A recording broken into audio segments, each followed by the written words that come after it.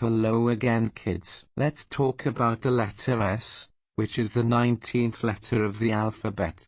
S is an important letter because it is used to make many words that we use in our everyday life. The letter S has a shape that looks like a curvy line that loops down and then up again.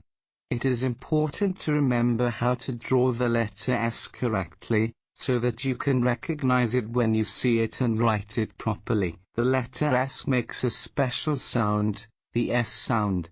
This sound is made by forcing air through a narrow opening between your tongue and the roof of your mouth. Some common words that start with the letter S include sun, snake, and soccer. Words that have the letter S in them are all around us.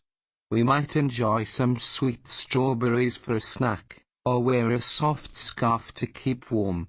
We might also read a book about a silly, sneaky fox, or learn about different species of sharks in science. Remembering the letter S is an important step in learning how to read and write.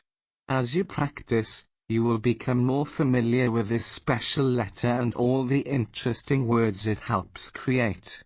So let's give a big S for the letter S, and get ready to continue exploring the wonderful world of language. Please, don't forget to support our channel by clicking like and subscribe buttons. Thank you.